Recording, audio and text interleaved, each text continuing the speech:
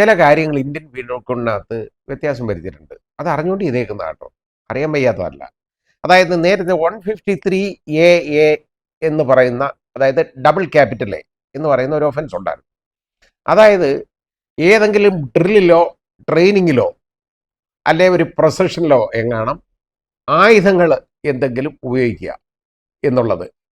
ഉദാഹരണമായിട്ട് ഇപ്പോൾ RSSകാർ അവരുടെ റൂട്ട് മാർച്ച്, അതുപോലെ അവരുടെ ട്രെയിനിങ് സെഷൻ ഇതിനൊക്കെ നടത്തുമല്ലോ. അതിനകത്ത് ഈ ദണ്ടെന്ന് പറയുന്ന ഒരു സാധനം ഉപയോഗിക്കും. ആയുധമാണ് ഈ വടി, കാണാനല്ലല്ലോ വടി എന്ന് പറയുന്നത്. ഈ സാധനമൊക്കെ ഉപയോഗിക്കുന്ന ഒരു ഒഫൻസായിരുന്നു അതിനകത്ത് ഇന്ത്യൻ പീനൽ കോഡിൽ. പക്ഷേ ഇത് ബുദ്ധിപൂർവമായിട്ട് ഇപ്പോൾ ഇത് മാറ്റിയപ്പോൾ ഇതങ്ങ് മാറ്റി. അതില്ല, ആയുധം ഉപയോഗിക്കുന്ന ഒന്നും വേണ്ടിയിട്ടില്ല.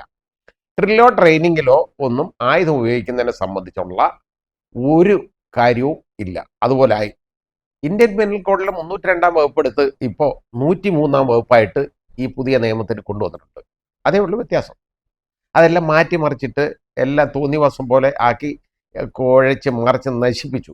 ആ രീതിയിൽ ചെയ്തിട്ടുള്ളത്. അങ്ങനെ ഒരു ബണ്ടിലായിട്ട് മാറ്റി അതാ ചെയ്തേക്കുന്നത്. അതേപോലെ തന്നെ വ്യത്യാസമുള്ള വേറെ ഒരു കാര്യം അതിനകത്ത് യഥാർത്ഥത്തിൽ 304A എന്ന് പറയുന്ന ഒരു വകുപ്പ്. അപ്പോൾ ഉദാഹരണമായിട്ട് ഈ വാഹനം ഇടിച്ച് മരിക്കുന്നില്ലേ, വാഹനം അശ്രദ്ധമായിട്ടും ഉദാസീനമായിട്ടും അപാകമായിട്ടും വാഹനം ഓടിച്ചിട്ട് അപകടം ഉണ്ടാക്കി ഒരാളെ ആരെങ്കിലും മരിക്കുക ഇടയാകുന്നു, ആരെങ്കിലും അല്ലെങ്കിൽ ആളുകൾ ഒന്നിലധികം ആളുകൾ മരിക്കുക, എങ്ങനെയായാലും. അതായത് ഈ 304A ഇപ്പോൾ കൊണ്ടുവന്നിട്ട് പുതിയതായിട്ട് ഇതിനകത്ത് 106 വകുപ്പായിട്ട് ചേർത്തിട്ടുണ്ട്. ആ 106 വകുപ്പിനകത്ത് ഒരു അപകടവും പതിഞ്ഞിരിപ്പുണ്ട്. അതിലെ ഇങ്ങനെയുള്ള ഈ പ്രശ്നത്തിനൊക്കെ, അതായത് ഇതേപോലുള്ള ഒരു മരണം ഉണ്ടാക്കുകയാണ് ഏത് വിധത്തിലുള്ള നെഗ്ലിജൻസ്, അശ്രദ്ധ മൂലം. ഒരുപാട് അശ്രദ്ധയുണ്ട്.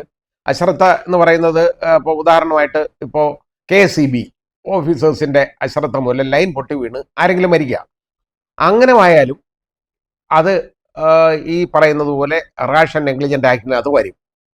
അപ്പോൾ അതിനുമൊക്കെ അതുപോലെ തന്നെ ഈ വാഹനം തോന്നിവാസം പോലെ ഉപയോഗിച്ച് ഓടിച്ച് അത് കൊല്ലപ്പെടുക, ആളുകൾ മരിക്കുക, അങ്ങനെയൊക്കെ ഉണ്ടായിക്കഴിഞ്ഞാൽ അതിന് ഇപ്പോൾ അതിൻ്റെ ശിക്ഷ നേരത്തെ 2 വർഷവും ഫൈനുമായിരുന്നെങ്കിൽ ഇപ്പോൾ അത് 5 വർഷവും ഫൈനും ആക്കിയിട്ടുണ്ട്.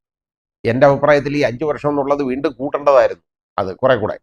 കാര്യം ഇത് അത്രത്തോളം തോന്നിവാസമാണ് റോഡിൽ ഓരോരുത്തർ കാണിക്കുന്നത്. അങ്ങനെ വരുന്നുടനെ ആ രീതിയിലേക്ക് പോകണമായിരുന്നു. അപ്പോൾ അങ്ങനെ വന്നപ്പോൾ ഇതിനകത്ത് ഈ വ്യത്യാസം വരുത്തിയത് ഒരു സ്വാഗതാർഹമായ കാര്യമാണ്. പക്ഷേ അത് എൻ്റെ അഭിപ്രായത്തിൽ അതിൻ്റെ ഗ്രാവിറ്റി കുറച്ചുകൂടെ കൂട്ടാമായിരുന്നു.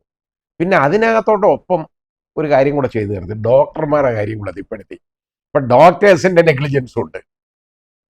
ഒരു മരണം ഉണ്ടായാൽ അത് ഇതിനകത്ത് കയറ്റി, അതിനകത്ത് അത് 2 വർഷമാക്കി. ഡോക്ടർമാരാകുമ്പോൾ ആരെങ്കിലും കൊന്നു കഴിഞ്ഞാൽ 2 വർഷം മതി എന്ന് തീരുമാനിച്ചു. അത് ഞാൻ പറഞ്ഞ ഒരു ഡബിൾ സ്റ്റാൻഡേർഡ് ഇതിലൊക്കെ വരാവുന്നതാണ്. പിന്നെ അതേപോലെ തന്നെ ഇന്ത്യൻ പീനൽ കോഡിൽ 303 വകുപ്പ് എന്ന് പറയുന്ന ഒരു വകുപ്പുണ്ടായിരുന്നു. ആ 303 എന്ന് പറയുന്നത് റിപ്പീൽ ചെയ്തു പോയതാണ് സുപ്രീം കോടതി. അതായത് ഇത് തെറ്റാണ്, ഭരണഘടനാ വിരുദ്ധമാണ് എന്ന് പറഞ്ഞ ഒരു വകുപ്പുണ്ട്. ആ വകുപ്പ് ഇപ്പം വീണ്ടും കൊണ്ടുവന്ന് അത് ഇന്ന് പോയതാണ്. അത് ഇത്രയേ ഉള്ളൂ. അതായത് ജീവപര്യന്തം ശിക്ഷിക്കപ്പെട്ട ഒരാൾ, ജയിലിൽ നിന്നില്ല, ജീവപര്യന്തം ശിക്ഷിക്കപ്പെട്ട ഒരാൾ ആ ശിക്ഷ കാലാവധിയുടെ അകത്ത് ഒരാളെ കൊലപ്പെടുത്തുക, അങ്ങനെ ഉണ്ടെങ്കിൽ അതിന് ഡെത്ത് മാത്രമേ ഉണ്ടായിരുന്ന പെനാൽറ്റി അതായിരുന്നു. വധശിക്ഷ മാത്രം കൊടുക്കണം. അപ്പോൾ അങ്ങനെയുള്ള ആ പൗരന്മാരെ, അതായത് ഒരു കുറ്റം ചെയ്ത് ഒരു ശിക്ഷിക്കപ്പെട്ട ഒരാളെന്നും അല്ലാത്ത ഒരാളെന്നും ഉള്ള വിവേചനം എന്ന് പറയുന്നത് ശരിയല്ല, അത് ഇക്വാളിറ്റിക്ക് എതിരാണ് എന്നുള്ള സുപ്രീം കോടതി, അതായത് ആർട്ടിക്കിൾ 21 ആർട്ടിക്കിൾ 14 ഒക്കെ എതിരാണെന്നുള്ള ആ ഒരു നിഗമനത്തിൽ സുപ്രീം കോടതി ആ നിയമം അസാധുവാക്കി മാറ്റി. ആ വകുപ്പ് ഇപ്പം തിരിച്ചു കൊണ്ടുവന്നിട്ടുണ്ട് കേട്ടോ. അത് തിരിച്ചു കൊണ്ടുവന്നത് വല്ല പ്രയോജനം 104 വകുപ്പായിട്ട് ഇതിനകത്ത് തിരിച്ചു കൊണ്ടുവന്നിട്ടുണ്ട്.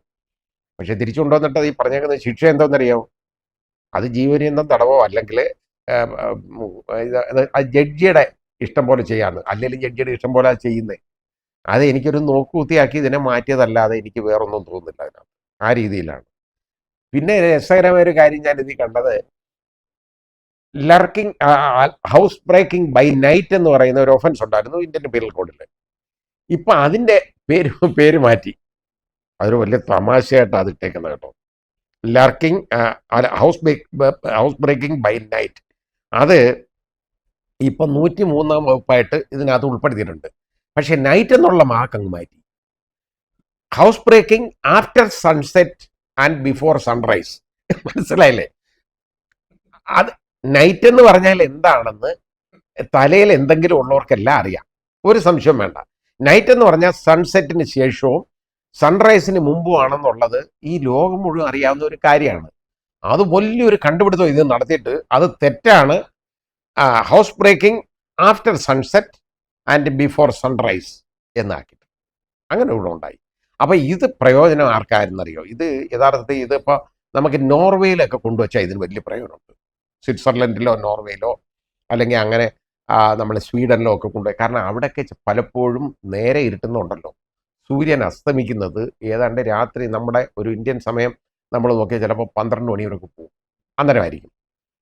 അപ്പോൾ അതുകൊണ്ട് ഈ നൈറ്റ് എന്ന് പറയുന്നതിന് ഇങ്ങനൊരു ഡെഫിനിഷനാണ് ഇപ്പോൾ കൊടുത്തേക്കുന്നത്. After sunset and before sunrise അങ്ങനെ കൊടുത്തിട്ടുണ്ട്. ഇതിൻ്റെ ഒരു കാര്യം വല്ല ആവശ്യമുള്ളതാണോ ഇതിനകത്ത്? അതാ ഞാൻ പറഞ്ഞേക്കുന്നത്. ഇതിനകത്ത് ഈ രീതിയിലുള്ള ജിമ്മിക്കുകൾ കാണിച്ചാണ് ഈ പുതിയ നിയമം എന്ന് പറയുന്നത് കൊണ്ടുവന്നേക്കുന്നത്. ഇതിൻ്റെ ഉപദ്രവം എന്ന് പറയുന്നത് ഈ പോലീസുകാരെ പരക്കം പായും. ഇനി അവർക്കിത് അറിഞ്ഞൂടാ, എന്ത് ചെയ്യണമെന്നൊന്നും അറിയാൻ വയ്യാതിരിക്കുകയാണ്. ബാക്കി കാതലായ മാറ്റങ്ങളൊന്നുമില്ല. അത് ഞാൻ പിന്നെ ഒരവസരത്തെ ഞാൻ വിശദമായിട്ട് പറയാം. ഇതൊക്കെ ഉള്ളൂ. ഇനി ഇതിനകത്ത് പിന്നെ ഇനി പോലീസുകാർ, വക്കീലന്മാർ, അഭിഭാഷകരെ സംബന്ധിച്ചിടത്തോളം വളരെ ബുദ്ധിമുട്ടാണ്. അവർക്ക് ഒരുപാട് ട്രെയിനിങ് വേണ്ടിയിരിക്കുന്നു. പിന്നെ കാരണം ഇതിനെ ഈ പ്രൊവിഷനിലെ സംബന്ധിച്ചിടത്തോളം ഒക്കെ സുപ്രീം കോടതിയുടെ നിഗമനങ്ങൾ ഇതുവരെ ഉണ്ടായിട്ടുണ്ട്. വളരെ കൂടുതൽ ഒരുപാട് ഇന്റർപ്രിട്ടേഷൻസ് വന്നിട്ടുണ്ട്. ആ വകുപ്പുകളൊക്കെ അതേപോലെ ഇതിനകത്തുള്ളപ്പോൾ അതിൽ 302 കാര്യം പറയുന്നിടത്ത് ഇവിടെ നമ്മൾ 103 എടുത്ത് ആക്കി മാറ്റണം. അതെല്ലാം അത് ഈ വക്കീലന്മാരുടെ ജോലി എന്ന് പറഞ്ഞാൽ ഇനി ജഡ്ജിമാരെയും കൂടെ പഠിപ്പിക്കണം. വളരെ വലിയ ബുദ്ധിമുട്ടാണിത്. അതായത് ഇത്രയും നാൾ ഫോളോ ചെയ്തുകൊണ്ടിരുന്ന ഇതാണ്. ഒരു കാര്യമില്ല, ഇത് മാറ്റിമറിച്ചു. ഇതെല്ലാം അങ്ങനെ സംഭവിച്ചു വെച്ചേക്കുന്നത്. മാറ്റിമറിച്ച് ഒരു ബണ്ടിലാക്കി അങ്ങ് മാറ്റി. അത് വളരെ ഞാൻ പറഞ്ഞേക്കുന്ന അശാസ്ത്രീയമായ രീതിയിൽ കൈകാര്യം ചെയ്യാമായിരുന്നു. നല്ല ഒരു പരിഷ്കാരമായിരുന്നെങ്കിൽ എല്ലാ ക്രിമിനൽ നിയമങ്ങളും ഒരു കൊടിക്കീഴിൽ കൊണ്ടുവന്നിരുന്നെങ്കിൽ നമുക്ക് ക്രിമിനൽ നിയമങ്ങളിൽ കാതലായ മാറ്റം വന്നു എന്ന് നമുക്ക് പറയാമായിരുന്നു. ഇത് നമ്മൾ ഒരു ക്രിമിനൽ ഒരു കുറ്റം ആരെങ്കിലും ചെയ്ത് അറിയണമെങ്കിൽ ഇവിടെ ഒരു 10-20 പുസ്തകം തിരയണം. ഇന്ത്യൻ പീനൽ കോഡ് അല്ലാത്ത ഒഫൻസ്, സൈബർ ലോസ്, അതാണെങ്കിൽ IT ആക്ട് നമ്മൾ എടുക്കണം, പോയി പരതണം. പിന്നെ ഷെഡ്യൂൾഡ് കാസ്റ്റ്, ഷെഡ്യൂൾഡ് ട്രൈബ്, അവർക്ക് അത് പോയി നോക്കണം. നർക്കോട്ടിക് ഡ്രഗ്സ്, ഇതെല്ലാം ഇതിനകത്ത് ഇൻക്ലൂഡ് ചെയ്ത് വരണമായിരുന്നു. ബൃഹത്തായ ഒരു നിയമം ഉണ്ടാക്കാമായിരുന്നു ക്രിമിനൽ ലോ എന്നുള്ള പേരിൽ. അത് ചെയ്തിട്ടില്ല. ആ ഒഫൻസുകളെല്ലാം കൂടെ കൊണ്ടുവരാമായിരുന്നു. ഒരുപാട് ഇതുപോലെ നിയമങ്ങളുണ്ട്. ഇതൊക്കെ കൊണ്ടുവരാമായിരുന്നു. അത് പോക്സോ, ഇത് മുഴുവൻ കൊണ്ടുവരാം. ഇപ്പൊ എന്താ പോക്സോയുടെ ശിക്ഷ എഴുതി പറഞ്ഞിട്ടുണ്ട്. പോക്സോ വേറെ കിടക്കുന്നു, അതിനകത്ത് വേറെ കുറെ ഉണ്ട്. അല്ല, അവിയൽ പരുവത്തിനകത്താക്കി പോയിട്ടുണ്ട്. ഇത് ഒരുപാട് തെറ്റിദ്ധാരണാജനകമായിട്ടുള്ള പ്രശ്നങ്ങളായിട്ട് മാറും. വളരെ ബുദ്ധിമുട്ടാണ് ഇത് മുമ്പോട്ട് കൊണ്ടുപോകാൻ. ആ രീതിയിലുള്ള പ്രശ്നമായി. ഇനി ക്രിമിനൽ നിയമം, അതായത് ക്രിമിനൽ കേസുകളുടെ അന്വേഷണം എന്നൊക്കെ പറയുന്നത് വളരെ ബുദ്ധിമുട്ടാണ് പോലീസുകാരെ സംബന്ധിച്ചിടത്തോളം. കാരണം ഇതിനകത്ത് അവർക്ക് പഠിക്കണം വീണ്ടും. അങ്ങനെയൊക്കെ ഉള്ള കുഴപ്പങ്ങളുണ്ട്. പിന്നെ ഈ BNSS, ഭാരതീയ നാഗരിക സുരക്ഷാ സംഹിത, അതിനകത്ത് വന്നേക്കുന്നത് ഈ ചില വ്യത്യാസങ്ങൾ. ഇപ്പം 0 FIR, അതായത് എവിടെങ്കിലും വേറെ ഇപ്പം നമുക്ക് ഇവിടെ എനിക്ക് ബാംഗ്ലൂർ വെച്ചൊരു ഒഫൻസ് ഉണ്ടായി. എനിക്കെതിരെ ഒരു പ്രശ്നം ഉണ്ടായി. എനിക്കത് ഇവിടെ കൊണ്ടുവന്നിട്ട് എനിക്ക് ഇവിടെ വേണമെങ്കിൽ എനിക്ക് ഇവിടുത്തെ പോലീസ് സ്റ്റേഷനിൽ എനിക്ക് പരാതിപ്പെടാം. പക്ഷെ ഇവിടുത്തെ അത് 0 FIR ആയിട്ട് രജിസ്റ്റർ ചെയ്തിട്ട് ഇത് ആ പോലീസ് സ്റ്റേഷനിലേക്ക് അയച്ചു കൊടുക്കണം. അങ്ങനെ ഉണ്ടായിട്ട് അവർക്ക് നല്ല ജോലിയും കൂടെ റെഡിയാക്കി കൊടുത്തിട്ടുണ്ട് പോലീസുകാർക്ക് കേട്ടോ. അങ്ങനെയൊക്കെ ഉള്ളതുണ്ട്. എവിടെ പോയാലും എവിടെ വേണമെങ്കിലും അത് ചെയ്യും. ആ രീതിയിലൊക്കെ ആയി. അങ്ങനെ കുറേ ചെറിയ മാറ്റങ്ങളൊക്കെ അതിലൊക്കെ വരുത്തിയിട്ടുണ്ട് കേട്ടോ. അത് യഥാർത്ഥത്തിൽ അത് നല്ലതാണ്. കാരണം ഇപ്പോൾ ഏതെങ്കിലും ഒരു സ്ഥലത്ത് പോയി ഒരാൾക്ക് അവിടെ പോയി പരാതി കൊടുക്കാൻ പറ്റുന്നില്ല എന്നുണ്ടെങ്കിൽ അയാൾക്ക് യാത്രയുടെ ഇടയിലാണ് ഒരു ഒഫൻസ് ഉണ്ടായി, തിരിച്ചു വരുമ്പോൾ അയാൾക്ക് ഇവിടെ കേസ് കൊടുക്കാം, കംപ്ലൈൻറ്റ് കൊടുക്കാം. അതൊക്കെ അത് നല്ലതേ ഉള്ളൂ. അല്ല, അതിന് ഞാൻ തെറ്റ് കാണുന്നില്ല. അങ്ങനെയുള്ള ചില കാര്യങ്ങളൊക്കെ അതിനകത്ത് വരുത്തിയിട്ടുണ്ട്. അതും വളരെ മൈനറായിട്ടുള്ള കാര്യങ്ങളാണ്. ഇപ്പോഴും നമ്മുടെ നിയമം സത്യത്തിന് പുറകെയല്ല. We are not behind truth. നേരെ മറിച്ച് ബിയോണ്ട് റീസണബിൾ ഡൗട്ടിൽ പ്രൂവ് ചെയ്യണം പ്രോസിക്യൂഷൻ. അതായി. അപ്പോൾ യാതൊരു വ്യത്യാസവും അതിലൊന്നുമില്ല. അതിൻ്റെ ബേസിക് സ്ട്രക്ചറിലൊന്നും നോക്കിയിട്ടില്ല. ആ കാലങ്ങളായിട്ട് നമ്മൾ ഫോളോ ചെയ്തുകൊണ്ടിരുന്നത് അത് തന്നെ വീണ്ടും ഫോളോ ചെയ്യുകയാണ്. ഇനി അതായത് നമ്മുടെ ആ system, accusatory system based on adversarial method എന്നുള്ളത് നമ്മൾ കണ്ടിന്യൂ ചെയ്തുകൊണ്ടിരിക്കുകയാണ്. ഈ പ്രതി കുറ്റം ചെയ്തിട്ട് കോടതി വന്ന് കൈയും കെട്ടിയിരിക്കും. അവന് വാതുറക്കണ്ട, മിണ്ടണ്ട. അതിപ്പോഴും അതുപോലെ തന്നെയാണ്. ഒന്നും അനങ്ങണ്ട. നേരെ മറിച്ച് പ്രോസിക്യൂഷൻ ഇത് മുഴുവൻ അവൻ ജീവിച്ചിരിപ്പുണ്ടെന്നുള്ളത് തുടങ്ങി ഇവൻ ഈ കുറ്റം ചെയ്തത് വരെ തെളിയിക്കണം. ഇല്ല, അത് പ്രോസിക്യൂഷൻ്റെ ബാധ്യതയാണ്. നേരെ മറിച്ച് സത്യത്തിൻ്റെ പുറകെ പോകുന്ന അടുത്ത മറ്റേ സിസ്റ്റം ഇൻക്വിസിറ്ററി സിസ്റ്റം ആണെന്നുണ്ടെങ്കിൽ അത് ഇവൻ പറയണം. കൈയും കെട്ടിയിരുന്നാൽ ഒക്കത്തില്ല. ഇവൻ പറയണം അവൻ എന്തൊക്കെ ചെയ്തു, എന്താ ചെയ്തില്ല എന്ന്. അവൻ എന്ത് ചെയ്തെന്ന് അവൻ സമ്മതിക്കുന്ന കാര്യം തെളിയിക്കണ്ടല്ലോ. അതാണ് അവരൊക്കെ ഫോളോ ചെയ്യുന്നത്. അവർക്ക് ബോധമുണ്ട്. അതുകൊണ്ടാണ്. നേരെ മറിച്ച് നമ്മൾ ഫോളോ ചെയ്യുന്ന ആ സിസ്റ്റം ഇപ്പോഴും ഓബ്സലേറ്റ് ആയിട്ടുള്ള ഈ സിസ്റ്റമാണ്. അതിനെന്തെങ്കിലും മാറ്റം വരുമെന്ന് ഞാൻ കരുതിയിരുന്നു. ആ ഒരു മാറ്റവും ഇല്ല. അതായിരുന്നു വേണ്ടിയിരുന്നത്.